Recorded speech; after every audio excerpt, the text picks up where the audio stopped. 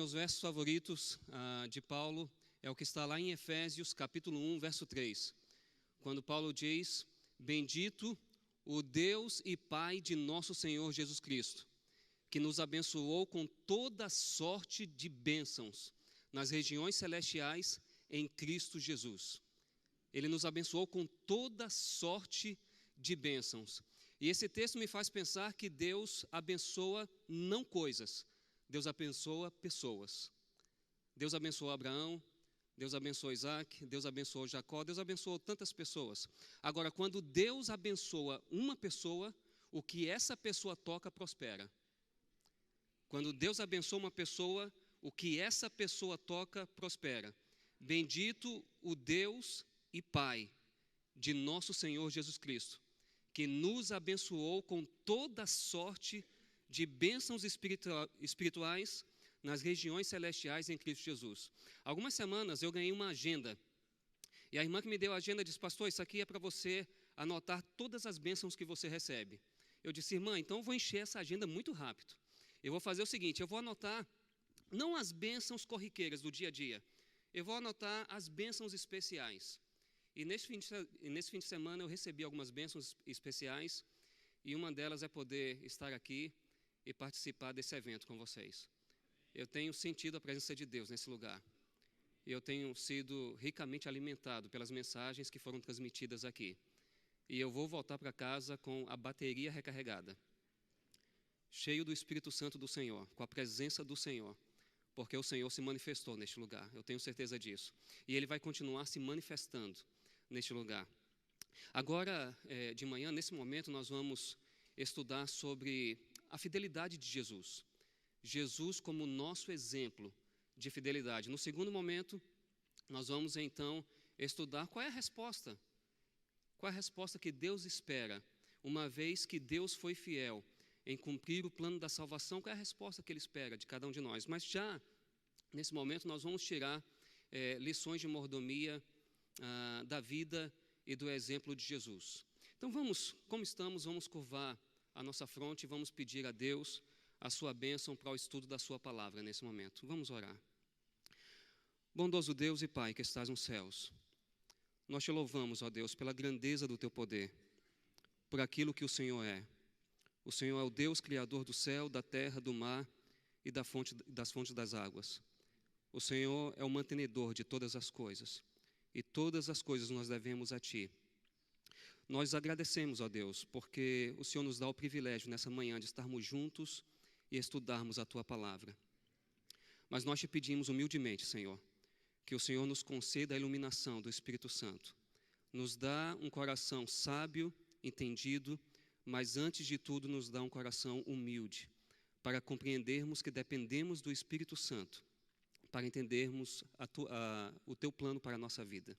Por favor, fala conosco, ó Deus, neste momento, através do estudo da Tua palavra, nós oramos em nome de Jesus. Amém. Amém. Eu gostaria de convidar você para abrir a sua Bíblia no livro de Hebreus. Nosso estudo vai estar baseado no livro de Hebreus. E o texto base vai ser Hebreus capítulo 8, versos 1 a 3. Hebreus capítulo 8, versos 1 a 3. Vocês sabem que o livro de Hebreus é extremamente importante para a identidade adventista. Foi o livro que ajudou a resolver o dilema de 1844. Um livro extremamente importante que fala sobre o sumo sacerdócio de Cristo no santuário celestial. Aqui no capítulo 8, versos 1 a 3, o autor vai mostrar qual é a essência desse livro. Por que foi que ele escreveu esse livro? Qual é a essência? O livro de Hebreus começa mostrando que Jesus é Deus. Ali no capítulo 1 e no capítulo 2, o autor tem a intenção de mostrar que Jesus é Deus homem. No capítulo 1, Jesus é Deus. No capítulo 2, Jesus é homem. Vocês se lembram como o livro de Hebreus começa? Havendo Deus outrora falado muitas vezes e de muitas maneiras aos pais pelos profetas, nestes últimos dias nos falou através de Jesus Cristo, a quem constituiu herdeiro de todas as coisas. Ele que é a sua glória e a imagem exata do seu ser. O livro de Hebreus começa dizendo: Jesus é Deus. O capítulo 2 vai dizer: Jesus é homem. Porque Jesus é Deus e homem, ele pode ser o meu representante no santuário celestial. E aqui no capítulo 8, então, o autor vai mostrar qual é a essência de todas as coisas que ele está discutindo nesse livro. O verso 1 diz assim: ora, o essencial das coisas que temos dito é que possuímos tal sumo sacerdote que assentou à destra do trono da majestade nos céus, como ministro do santuário e do verdadeiro tabernáculo que o Senhor erigiu, não o homem.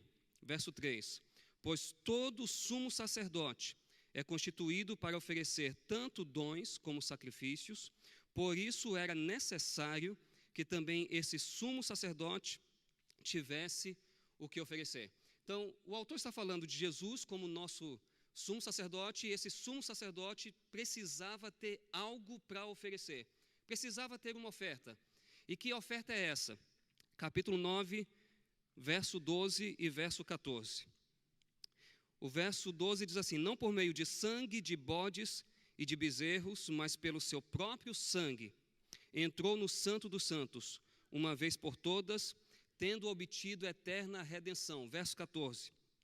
Muito mais o sangue de Cristo, que pelo Espírito eterno a si mesmo se ofereceu sem mácula a Deus, purificará nossa consciência de obras mortas para servirmos ao Deus vivo.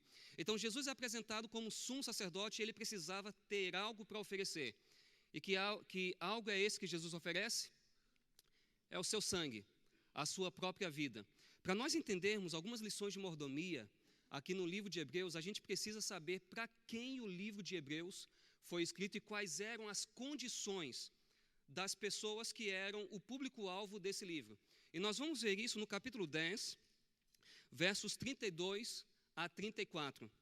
Como era a condição das pessoas que eram o público-alvo do livro de Hebreus? Capítulo 10, versos 32 a 34 diz assim: lembrai-vos, porém, dos dias anteriores, em que, depois de iluminados, sustentastes grande luta e sofrimentos. Grande luta e sofrimentos, ora expostos como em espetáculo, tanto de opróbrio quanto de tribulações, ora tornando-vos coparticipantes com aqueles que desse modo foram tratados. Verso 34.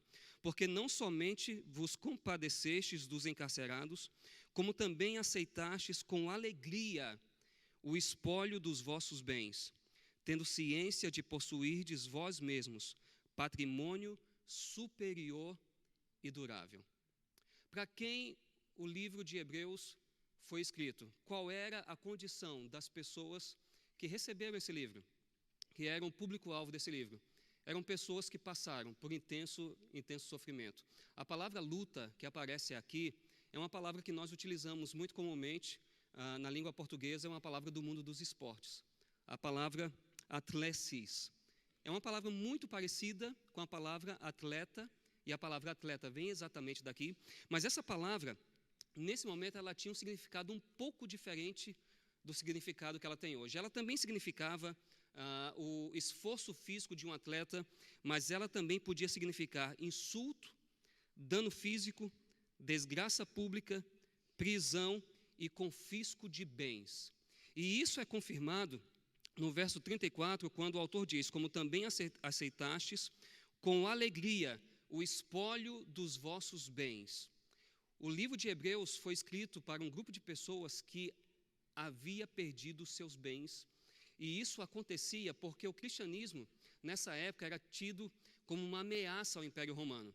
Na verdade, os cristãos, eles eram considerados ateus, porque eles adoravam somente um Deus, e muitas vezes eles eram confundidos com os judeus.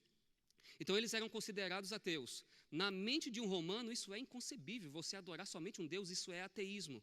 E em Roma, a religião era muito importante para manter a ordem social. Então, eles acreditavam que havia os deuses tradicionais que mantinham a ordem social.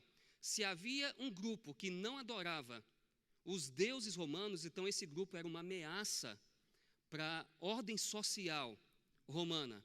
Então, o que eles faziam? Eles perseguiam essas pessoas.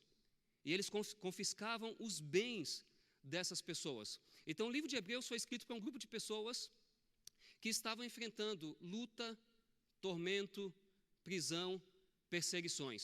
E é por isso que a parte final do livro de Hebreus é uma parte que nos traz encorajamentos e exortações. Começa no capítulo 11. E o capítulo 11 de Hebreus é um capítulo muito conhecido de todos nós. Nós até damos um título para esse capítulo, a Galeria da Fé. Esse capítulo está ali para nos encorajar, para mostrar que no passado houve pessoas que sofreram muito, mas elas mantiveram a sua fé. Nós encontramos encorajamentos no capítulo 12 e no capítulo 13 também. Mas eu gostaria de chamar a sua atenção para alguns encorajamentos que nós encontramos no capítulo 13, versos 1 a 5. Capítulo 13, versos 1 a 5. Olha o que o texto diz aqui. Seja constante o amor fraternal. Não negligencieis a hospitalidade, pois alguns, praticando-a sem o saber, acolheram anjos. Lembrai-vos dos encarcerados, como se presos com eles, dos que sofrem maus tratos, como se com efeito vós mesmos em pessoa fosseis os maltratados. Verso 4. Digno de honra entre todos seja o matrimônio, bem como leito sem mácula, porque Deus julgará os impuros e adúlteros. Agora, olha a exortação e a advertência que nós encontramos no verso 5. Seja a vossa vida sem avareza. Essa é uma das exortações que nós encontramos aqui no livro de Hebreus.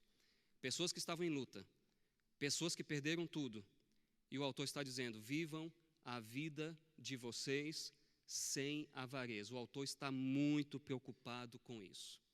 Por que essas exortações aqui? Eu estava outro dia lendo um livro que saiu pela editora aqui do NASP, é o NASPress. O título do livro é A Luz de Hebreus. Se alguém tiver interesse, pode, não sei se conseguiria comprar hoje, mas é um livro que saiu pela editora aqui do NASP. O autor, em um capítulo ali, aliás, um dos autores diz o seguinte, por que tantos encorajamentos que nós encontramos no livro de Hebreus? Praticamente 3 capítulos de encorajamentos e de advertências, o capítulo 11, o capítulo 12 e o capítulo 13. E William Johnson diz o seguinte, sob as dificuldades da vida, os crentes podem esmorecer, ou negligenciar a hospitalidade, ou esquecer-se de seu próximo, ou podem cair na idolatria, imoralidade, amor ao dinheiro ou no laço dos falsos ensinos. Por que o autor de Hebreus escreveu essa carta? Ele estava preocupado com aquelas pessoas. E uma das preocupações que ele tinha está expressa aqui no verso 5 do capítulo 13. Vivam a vida de vocês sem avareza. Então nós encontramos encorajamentos no capítulo 11, no capítulo 12, no capítulo 13, porém o autor vai chamar a nossa atenção para um exemplo de fidelidade. Um exemplo. E esse exemplo está no capítulo 12, versos 1 e 2. Acompanhe comigo, só virar a página. Capítulo 12, versos 1 e 2. Portanto, também nós, visto que temos a rodear-nos tão grande nuvem de testemunhas, desembaraçando-nos de todo o peso e do pecado que tenazmente nos assedia, corramos com perseverança a carreira que nos está proposta, olhando firmemente para o autor e consumador da nossa fé. Quem é essa pessoa? Isso aqui é muito interessante, porque ele está dizendo isso depois do capítulo 11. E no capítulo 11 ele apresenta o exemplo de muitos heróis da fé. E ele começa o capítulo 12 dizendo, olhem para Jesus. Abraão foi um homem intenso, um homem firme, mas não olhem para Abraão. Isaac também foi um grande exemplo, mas não olhem para Isaac. Moisés foi um grande exemplo, mas não olhem para Moisés. Olhem para Jesus. Olhem para Jesus. Olhem para Jesus. E eu quero dizer para você uma coisa, se um dia nós perdermos o olhar de Cristo, se nós pararmos de olhar para Jesus, tudo está perdido. Se em vez de olhar para Jesus, você olhar para o seu pastor, se você olhar para o diretor de mordomia do campo, você está perdido. O autor de Hebreus está dizendo, olhe para Jesus, olhe para Jesus, olhe para Jesus. Ele é o nosso exemplo de fidelidade. Então agora eu gostaria de entrar em alguns aspectos da mordomia cristã com base na fidelidade de Jesus. Nós vamos dividir essa parte da nossa mensagem em 2 sessões. A primeira, Jesus foi um ofertante fiel. Segunda, Jesus entregou uma oferta perfeita. E que oferta perfeita foi essa? A vida dele, o seu sangue. Se você lê o livro de Hebreus com muito cuidado, você vai observar que tem uma palavra que se repete com muita frequência. Aliás, quando nós lemos a Bíblia, nós precisamos prestar atenção na repetição de palavras. Porque hoje, quando nós escrevemos um texto, quando nós editamos um texto, nós temos alguns recursos para destacar. Você usa sublinhado, você usa negrito, você usa itálico, mas os autores antigos não tinham esse recurso, ou esses recursos. E o que eles faziam? Eles usavam recursos diferentes. E um desses recursos que eles utilizavam é a repetição de palavras. E em Hebreus tem uma palavra que é repetida com muita frequência. E essa palavra é a palavra melhor. Uma palavra muito interessante. A palavra melhor. Aliás, se você quiser dividir o livro de Hebreus, a partir dessa palavra, você pode dividir o livro de Hebreus em 10 partes. Nós vamos encontrar ali melhor revelação, melhor nome, melhor líder, melhor sacerdote, melhor sacerdócio, melhor santuário, melhor aliança, melhor sacrifício, melhor país, melhor cidade. E porque o autor enfatiza tanto essa palavra, ele está querendo dizer o seguinte: Deus deu o melhor. E porque Deus deu o melhor, Ele espera de mim e de você também o quê? O melhor. A palavrinha que aparece lá é uma palavra esquisita, a palavra kreiton. É a palavra melhor. Essa palavra aparece no Novo Testamento 15 vezes. Sabe quantas vezes ela aparece em Hebreus? 12. Só sobram 3 vezes para o restante do Novo Testamento. Você consegue perceber o quanto essa palavra é importante para o autor de Hebreus? O melhor. Deus deu o melhor. E porque Deus deu o melhor, Ele espera de mim e de você o quê? O melhor. Jesus é um ofertante fiel. Não vai dar tempo, eu não quero destacar tudo isso aqui. Melhor revelação, melhor nome, melhor aliança, não dá tempo para fazer isso. Eu vou destacar 2 coisas. Melhor sacerdote e melhor sacerdócio. É o que eu quero destacar nessa manhã. Então eu gostaria de convidar você para que você vá ao capítulo 5, versos 5 e 6. E esses versos falam de Cristo como o melhor sacerdote. Caracterizam Cristo como o melhor sacerdote. Versos 5 e 6 do capítulo 5. E o texto diz assim: assim também Cristo a si mesmo não se gloriou para se tornar sumo sacerdote, mas o glorificou aquele que lhe disse: tu és meu filho, eu hoje te gerei. Jesus é apresentado aqui como rei. Verso 6, como em outro lugar também diz: tu és sacerdote. Ou seja, esses 2 versos apresentam Cristo como rei e Cristo como sacerdote. Jesus é rei, sacerdote, assim como Adão no Éden. Vocês lembram do que a gente falou ontem? Jesus é o último Adão. Jesus é sacerdote e rei, assim como Adão era sacerdote e rei lá no Éden. Então o texto diz assim, continua: tu és sacerdote para sempre, segundo a ordem de Melquisedeque. Sempre, essa palavra é chave. Jesus é sacerdote para sempre, segundo a ordem de Melquisedeque. Então, por que ele é um sacerdote para sempre? Porque não precisa haver repetição no sacerdócio. Jesus tem um sacerdócio melhor do que o sacerdócio levita. Esse é um aspecto. Agora, outro aspecto, capítulo 7, verso 27. Porque Jesus é um sacerdote melhor. Capítulo 7, verso 27, diz assim: que não tem necessidade, como sumos sacerdotes, de oferecer todos os dias sacrifícios por seus próprios pecados, depois pelos do povo, porque fez isto uma vez por todas, quando a si mesmo se ofereceu. Então, porque Cristo é um sacerdote melhor, porque ele é um sacerdote para sempre, e porque ele fez um sacrifício uma vez por todas. Essa expressão vai ser encontrada em outros lugares do livro de Hebreus, como por exemplo no capítulo 9 e o verso 12.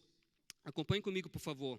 Não por meio de sangue, de bodes e de bezerros, mas pelo seu próprio sangue, entrou no santuário, no Santo dos Santos, uma vez por todas, tendo obtido a eterna redenção. Então, como é que o autor de Hebreus apresenta Cristo como sacerdote melhor? Ele é sacerdote para sempre e ele ofereceu um sacrifício uma vez por todas, não precisa repetição. Com base nisso, o autor de Hebreus faz um apelo. Esse apelo é encontrado no capítulo 4, no capítulo 6 e no capítulo 10. Ele apresenta no capítulo 4, repete no capítulo 6 e repete no capítulo 10. Nós vamos ler somente uma dessas passagens, o capítulo 4, verso 14.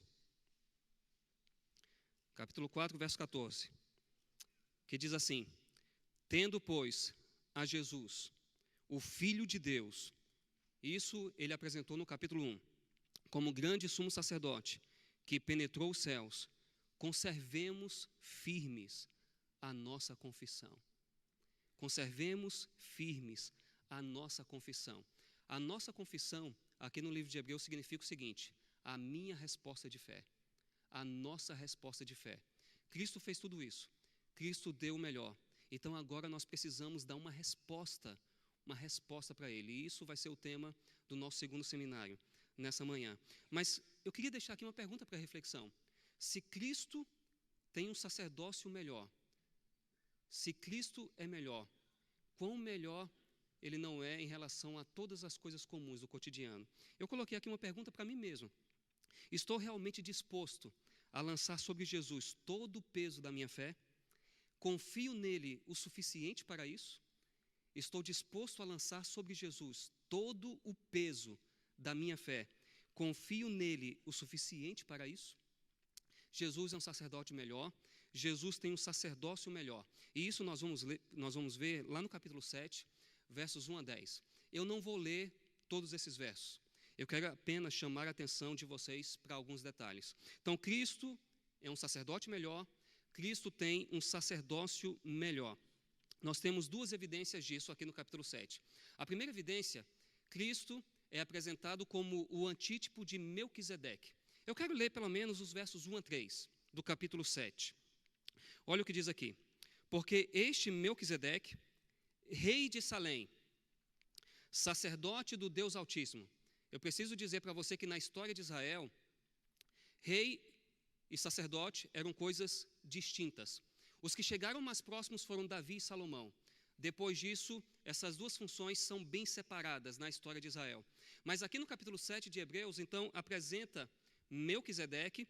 Ele é rei e ele é o que mais? Ele é sacerdote do Deus Altíssimo, que saiu ao encontro de Abraão quando voltava da matança dos reis, está citando Gênesis 19, e o abençoou, para o qual também Abraão separou o dízimo de tudo.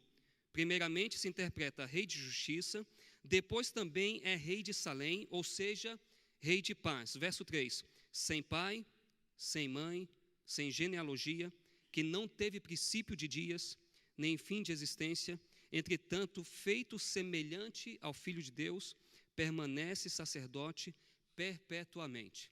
Algumas pessoas pegam esse texto e imaginam o seguinte: olha, Melquisedeque é uma figura divina, mas não é isso. Na verdade, a inspiração está aproveitando o fato de que não há registro do nascimento de Melquisedeque, não há registro da sua morte, não há registro de quando ele termina o sacerdócio.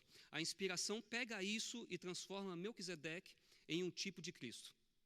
Ele não é Cristo, e o texto é bem claro. Ele foi feito semelhante ao Filho de Deus. Em Israel, esse negócio de registrar era muito importante. Registrar o nascimento, registrar a morte, registrar quando uma coisa começa, registrar quando uma coisa termina. Como Melquisedeque não tem registro de nada disso, a inspiração pegou Melquisedeque como um tipo de Cristo. Agora, eu preciso explicar uma coisa muito importante para você nesses versos, uma coisa que perde de vista se você não prestar muita atenção. 3 palavrinhas-chave. 3 palavrinhas-chave. Eu falei 3 palavrinhas-chave e agora estou pensando, eu acho que as pessoas estavam esperando eu dizer 3 palavrinhas-chaves, mas o plural é realmente 3 palavrinhas-chave.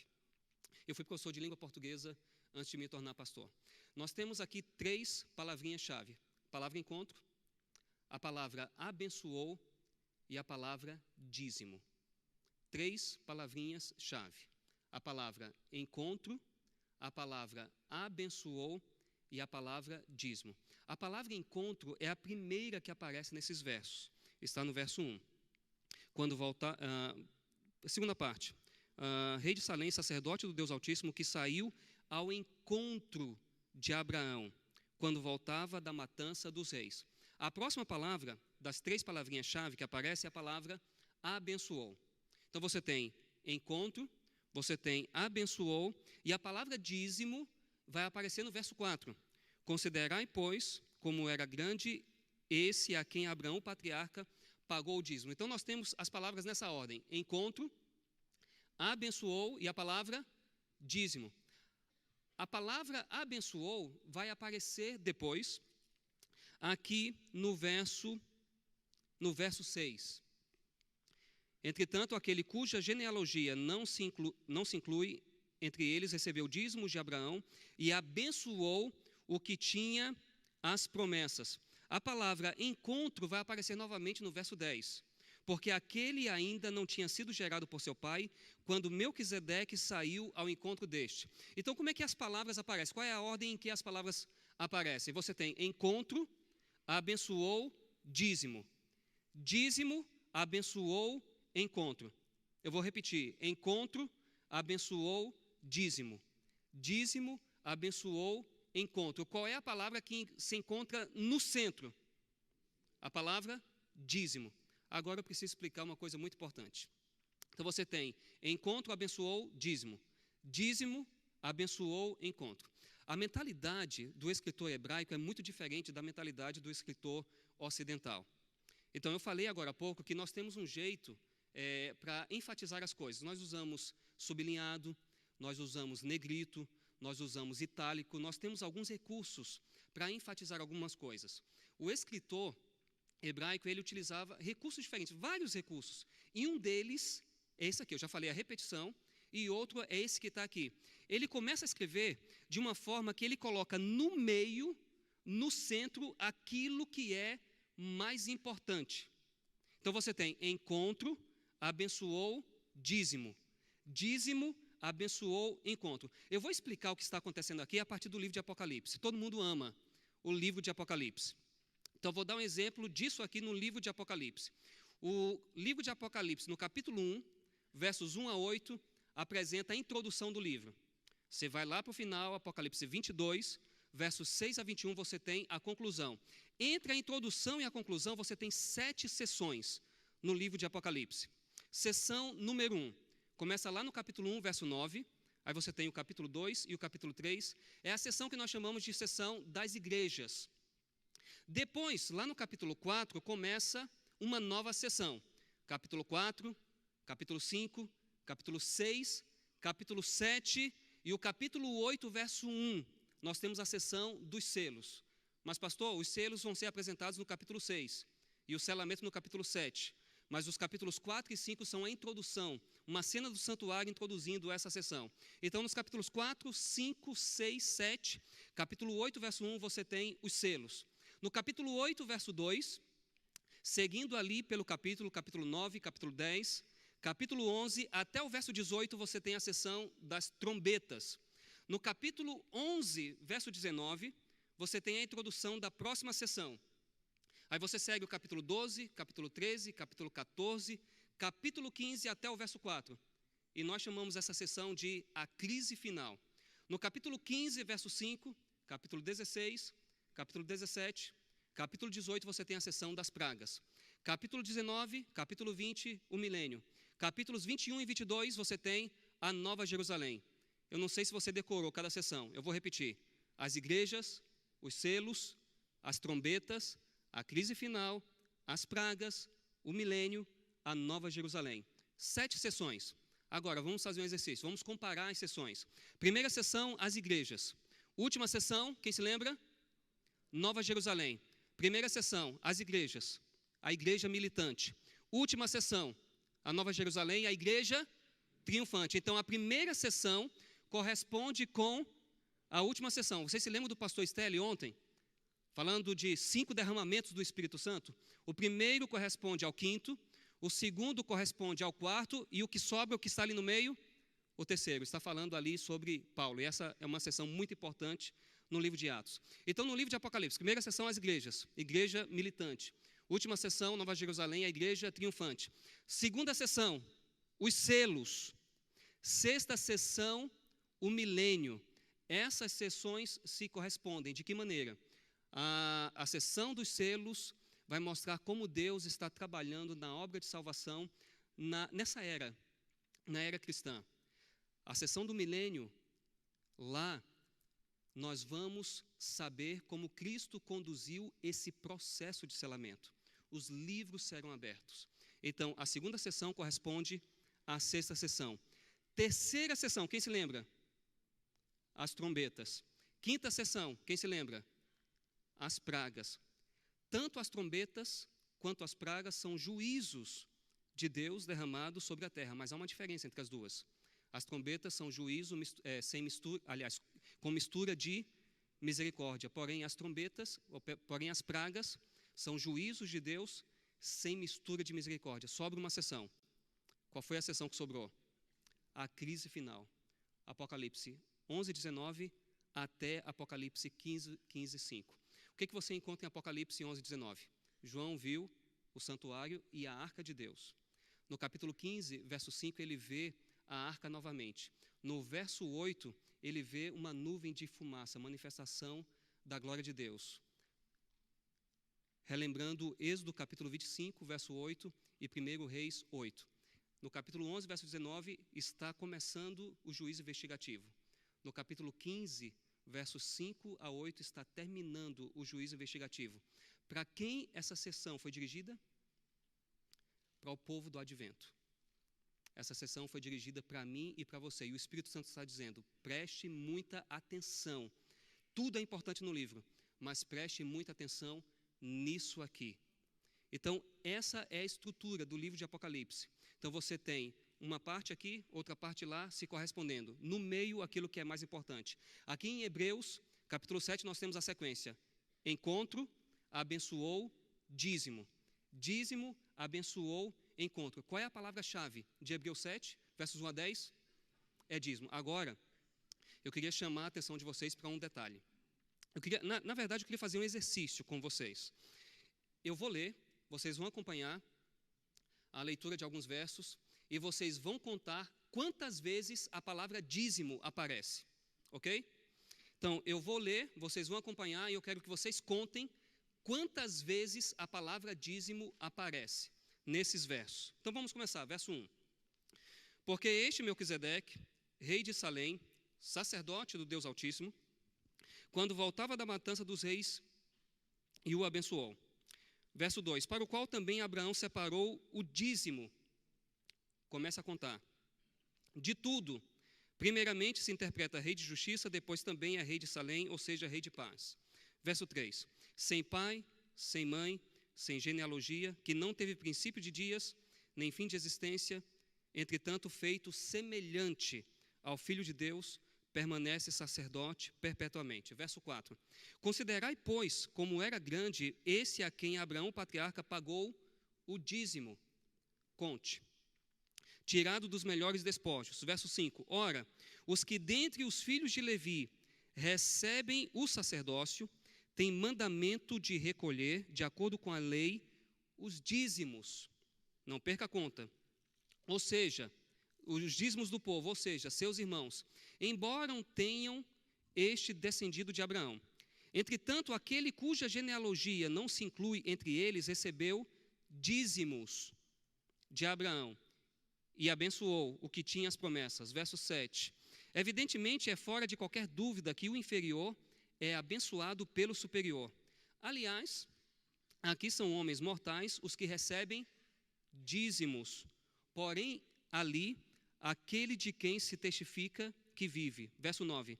E por assim dizer, também Levi, que recebe dízimos, não perca a conta, pagou-os. Pagou o quê? Os dízimos. E aí você olha para mim e diz assim, mas pastor, a palavra dízimo não aparece aqui. E aí eu preciso dizer uma coisa muito importante para você. A Bíblia não foi escrita na língua portuguesa. O Antigo Testamento foi escrito em hebraico e algumas seções em aramaico. E o Novo Testamento foi escrito em todo ele. No passado, algumas pessoas achavam que Mateus foi escrito em hebraico, depois foi traduzido. Hoje, não se tem dúvida, foi escrito realmente em grego. Então, isso aqui não foi escrito em português. Foi escrito em grego. E, no grego, a palavra dízimo aparece aqui. Porém, o tradutor, para evitar a repetição, em vez de dizer assim, que recebe dízimos, pagou os dízimos, para evitar a repetição, ele usou um pronome para recuperar a palavra, mas em grego a palavra dízimo aparece. Então não perca a conta. Quantas vezes a palavra dízimo apareceu aqui?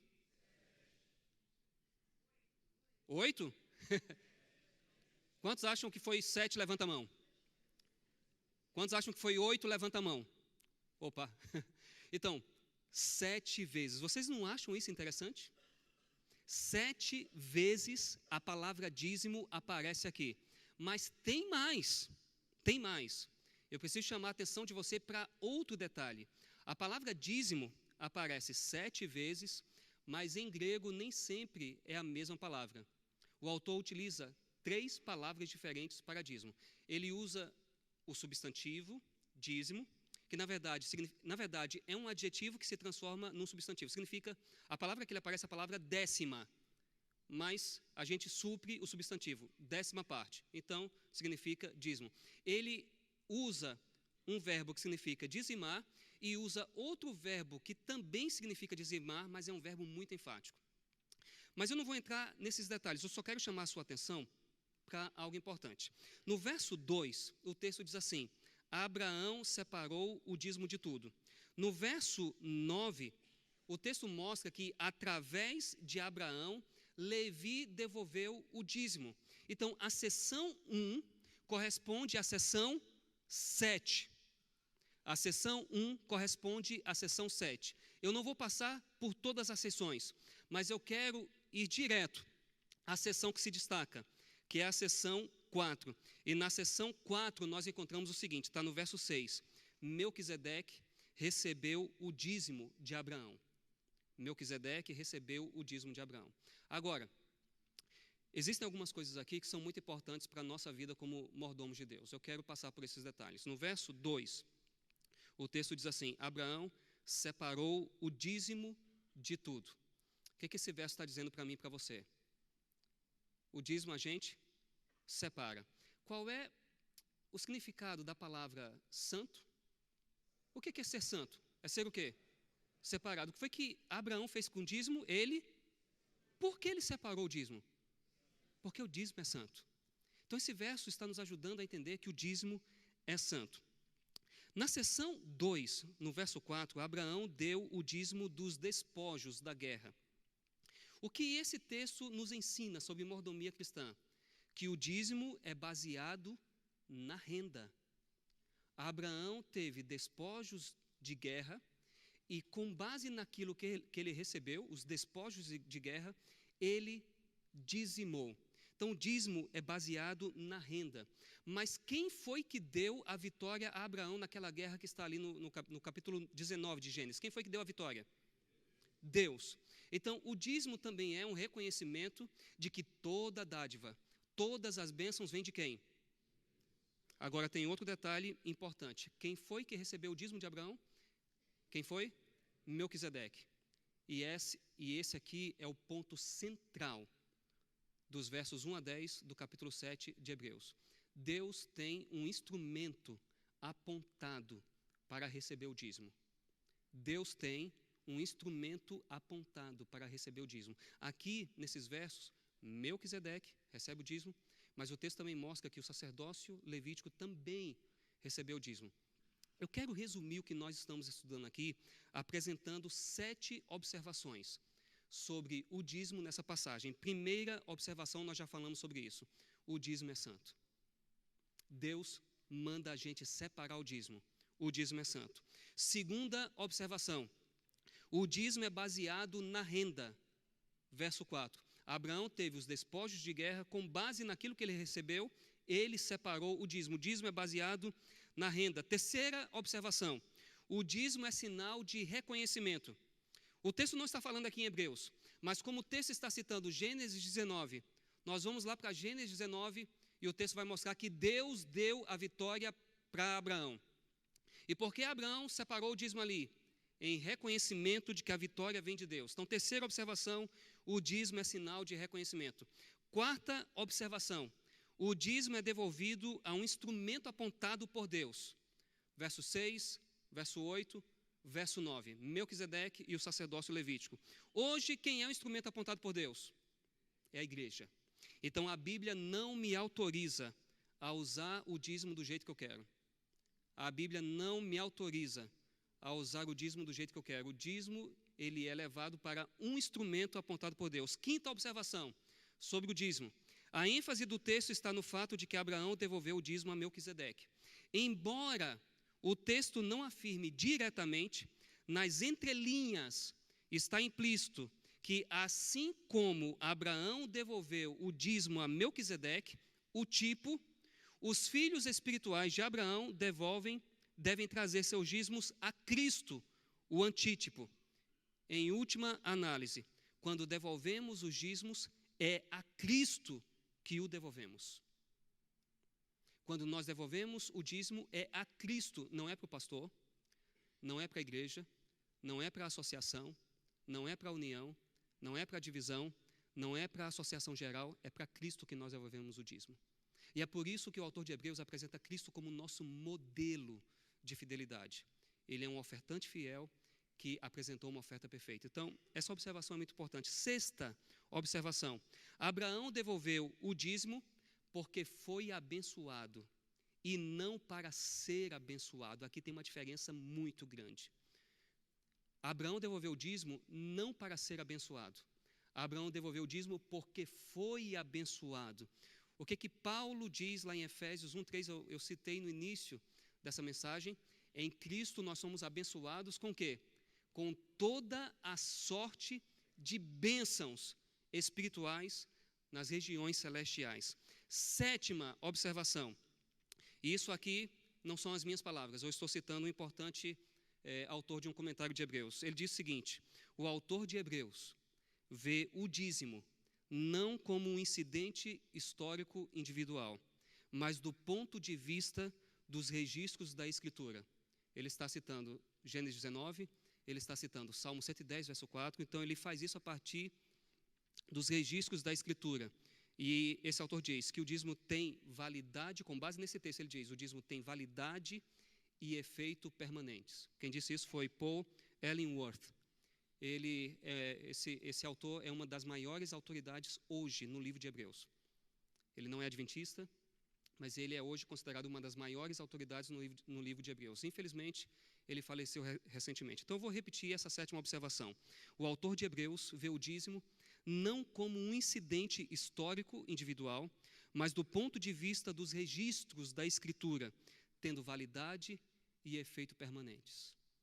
Eu quero agora ler um pensamento de Ellen White no livro Conselhos sobre Mordomia, páginas 17 e 18. Ela diz assim: manifesta-se o poder de Deus no bater do coração, na ação dos pulmões e nas correntes vivas que circulam pelos 1000 diferentes condutos do corpo. Somos-lhe devedores por todo momento de existência e por todos os confortos da vida. Ele nos cumula de benefícios seus. Somos-lhes devedores do alimento que comemos, da água que bebemos, da roupa que vestimos, do ar que respiramos. Assim como continuamente estamos recebendo as bênçãos de Deus, assim devemos nós estar continuamente dando. Escute isso. Quando o benfeitor celeste deixar de nos dar, então poderemos ser desculpados. Irmãos, eu vou repetir isso aqui. Quando o benfeitor celeste deixar de nos dar, então poderemos ser desculpados, pois então não teremos nada para dar. Quando o benfeitor celeste deixar de nos dar, nós seremos desculpados, porque não teremos nada para dar. Mas enquanto o benfeitor celeste continuar nos dando, nós temos que devolver para ele o que é dele. Bom, eu falei sobre Jesus, o ofertante fiel. Agora eu quero falar sobre Jesus como a oferta perfeita. 4 observações eu quero fazer sobre isso. Primeira observação: este é o ponto-chave do livro de Hebreus. Nós lemos no início. A oferta de Cristo como sumo sacerdote é o ponto principal do livro de Hebreus. Eu quero repetir a leitura com você novamente. O verso 1. Ora, o essencial, o sumo, o ponto principal, aquilo que você não pode esquecer de maneira alguma, das coisas que temos dito é que possuímos tal sumo sacerdote que assentou-se à destra do trono da majestade nos céus, como ministro do santuário e do verdadeiro tabernáculo que o Senhor erigiu. não o homem. Pois todo sumo sacerdote é constituído para oferecer tanto dons como sacrifícios. Por isso era necessário que também esse sumo sacerdote tivesse o que oferecer. Esse é o ponto principal da carta de Hebreus, a oferta de Cristo. Segunda observação. Ao ofertar, Jesus demonstra sua fidelidade. E isso nós podemos falar com base em Hebreus capítulo 3, versos 1 e 2. Capítulo 3, versos 1 e 2. O texto diz assim: Por isso, santos irmãos, que participais da vocação celestial, considerai atentamente o apóstolo e sumo sacerdote da nossa confissão, Jesus, o qual é o que, irmãos? O que diz aqui? Ele é fiel, aquele que o constituiu. Então, a oferta de Jesus mostra a fidelidade de Jesus. Jesus é fiel como ofertante. Essa é a segunda observação. Terceira observação. Deus se planejou para dar. Isso aqui é muito importante no livro de Hebreus. Deus se planejou para dar e foi fiel ao seu planejamento. 2 argumentos para isso. Primeiro argumento, Hebreus 8. Hebreus 8, versos 8 a 12. Hebreus 8, versos 8 a 12. Essa aqui é a mais longa citação do Antigo Testamento no Novo Testamento. Diz assim: E de fato, repreendendo-os, diz: Eis aí vem dias, diz o Senhor, e firmarei nova aliança com a casa de Israel e com a casa de Judá. Eu não vou ler tudo, deixa eu fazer uma pergunta. O que está sendo citado aqui? Alguém lembra? Jeremias. Lá atrás, Deus tinha um plano, e Deus apresentou esse plano, e Deus prometeu. Por que o autor de Hebreus está citando esse texto aqui? É para mostrar o seguinte: Deus tinha um plano, Deus planejou, Deus foi fiel a esse plano. Deus tinha um planejamento. Deus não foi pego de surpresa. A Bíblia diz que Cristo é o Cordeiro de Deus, que foi morto desde a fundação do mundo. Deus tinha um plano estabelecido. Deus ofertou de acordo com esse plano que ele havia estabelecido. Segundo argumento. No capítulo 9 de Hebreus, os versos 1 a 10, nós vamos encontrar um resumo do ritual israelita. Para que servia o ritual israelita? Para mostrar que um dia o Cordeiro de Deus viria ao mundo. Era um método pedagógico de dizer que um dia o Messias viria. Deus tinha um plano, e Deus apresentou esse plano para a nação de Israel. Um dia, quando João Batista viu Jesus pela primeira vez, o que foi que ele disse? Eis o Cordeiro de Deus que tira o pecado do mundo. De onde vem essa linguagem de João Batista? Vem lá do ritual israelita. Então Deus tinha um plano estabelecido, Deus seguiu esse plano, Deus foi fiel a esse plano. Quarta, eu já apresentei aqui 3 observações. Próxima observação: a oferta de Jesus foi um ato de fé. A oferta de Jesus foi um ato de fé. Eu quero mostrar isso aqui com base no capítulo 12. Nós já lemos esses versos, mas eu quero voltar para eles.